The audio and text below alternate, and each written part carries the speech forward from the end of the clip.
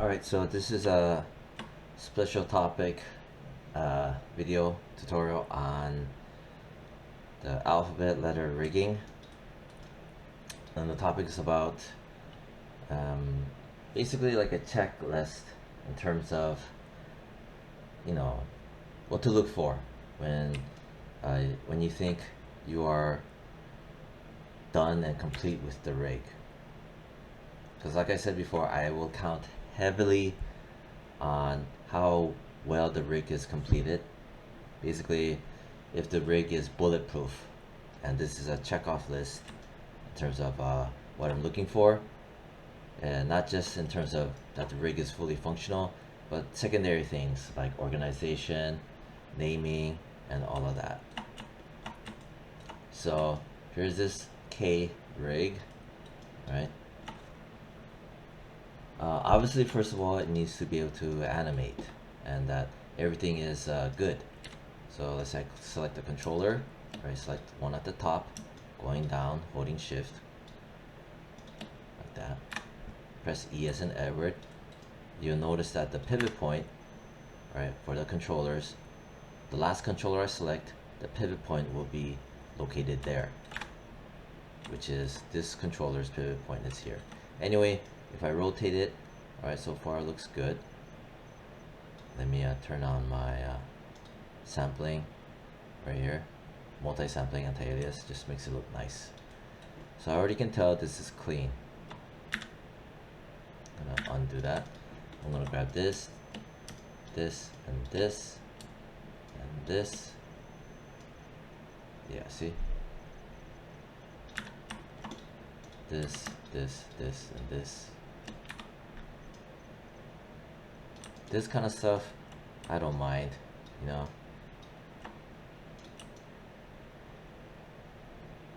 Right. But it's overall very stable. This, right, it's doing its thing.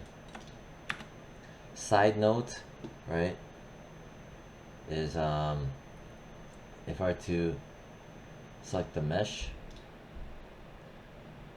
delta mesh, if you want things to be more buttery smooth when it deforms, you could crank the smoothing iterations to 100 regarding your delta mesh.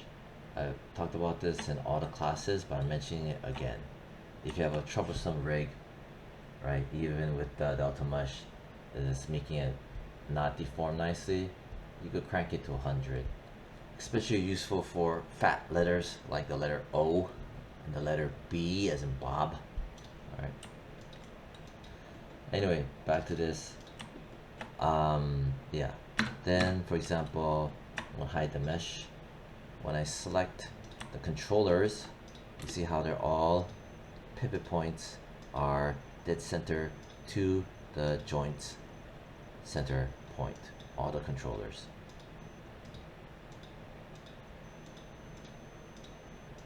Right.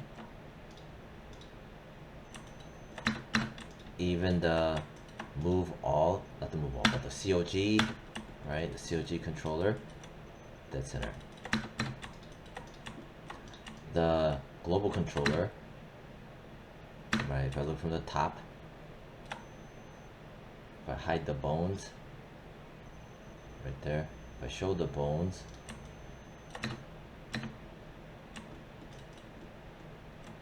basically the global controller, see this midline and this midline, dead center.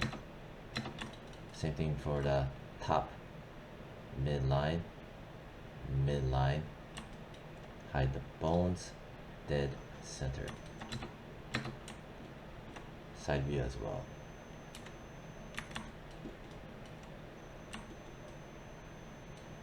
Dead center. Global controller. No data in it. Right? Those are some of the things I look for. The biggest one, right? Again, this is the biggest one that I will know 100%, right? That everything's done right. If I grab my global control, right? Press E as in Edward. if I scale it, everything follows. This is one of the key things I will also look for, because if this follows correctly, I know for a fact that the delta mesh and the connection editor was done correct.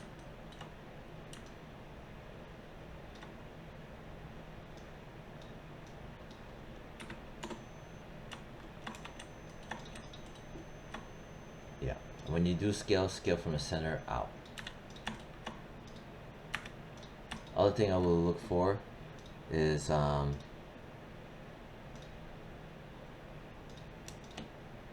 if all your controllers have their scale locked out, minus the global controller. The global controller, like I said in all the videos, you do not lock it out. The other controllers, right, you'll notice that every single other controller, I have it locked out. Again, the reason why is that I don't want to have any accidental scaling of any of the controllers by accident, because that will, you know, can lead to double scaling, where you scale the controller and then if for whatever reason you scale the global controller as well, it will result in double scaling. Well, it can, right? Well, but then again, I don't have a scale constraint. But regardless, this should be locked out, right? It just should be locked out, because you don't want to scale the controller accidentally and make it huge anyway, right? Yeah, so yeah, for sure, these guys have to be locked out, minus the global controller. Even the COG scale needs to be locked out. That's another aspect.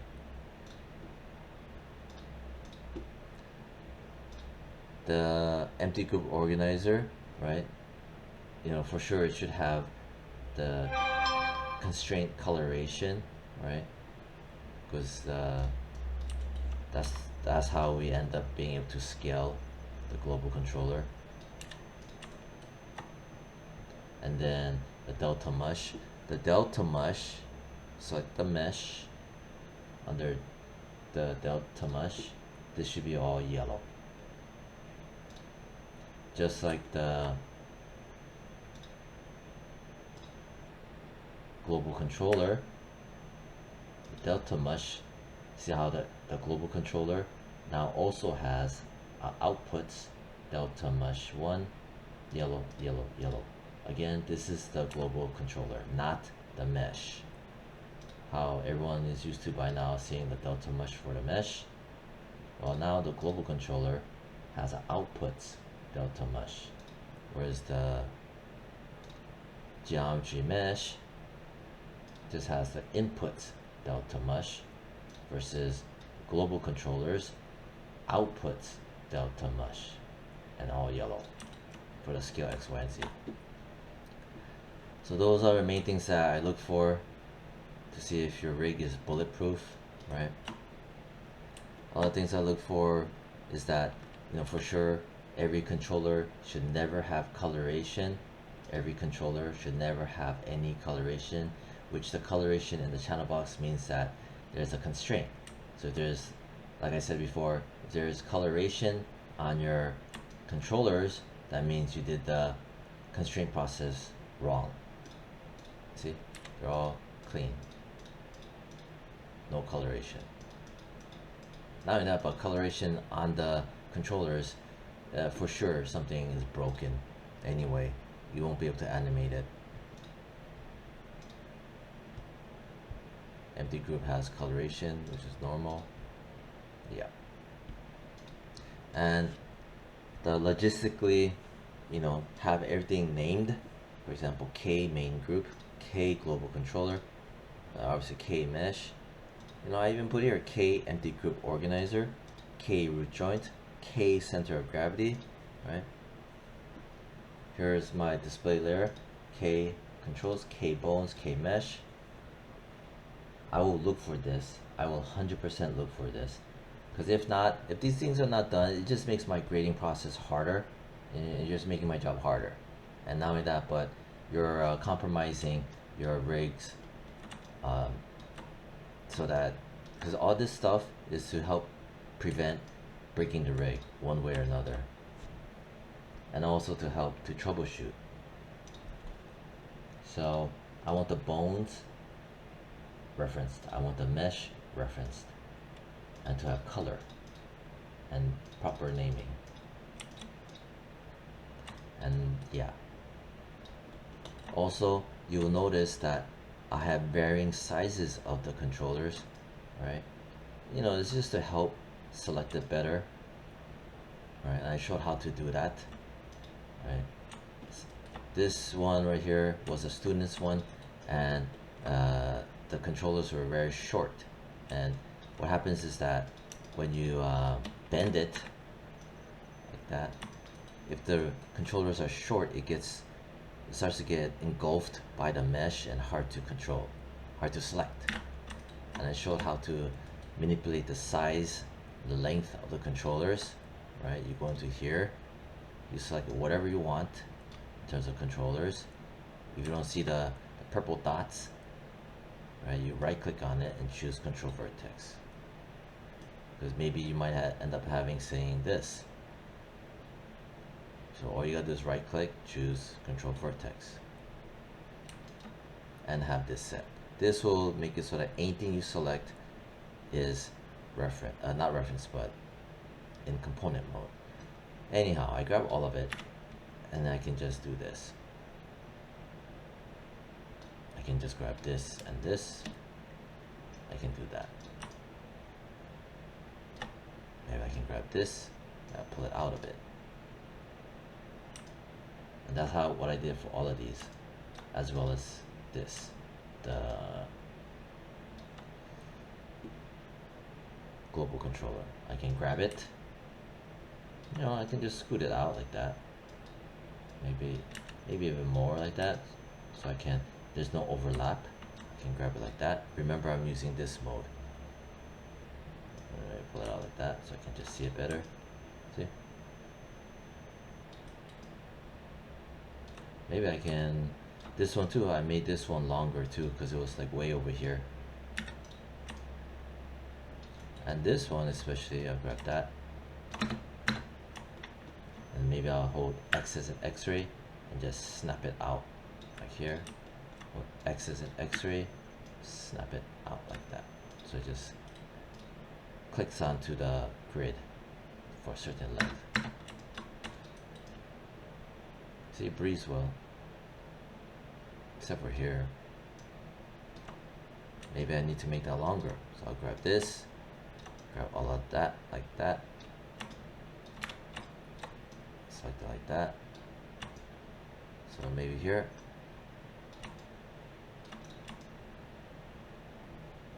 Maybe that was too much.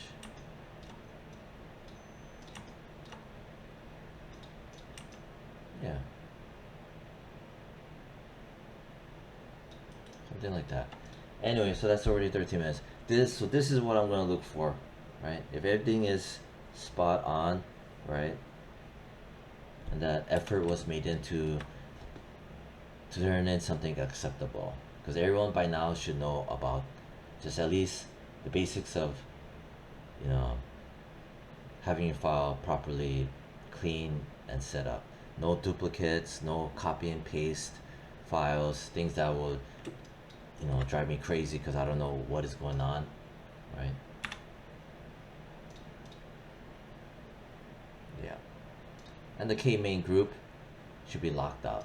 I think I talked about that, so I'm going to say it again. Yeah. So that's what you should think about when double checking if your rig is good. I made another tutorial before, and I made another one here again to just cover all the bases even better. And yeah, I'm gonna put this into the tutorial series. Alright, bye.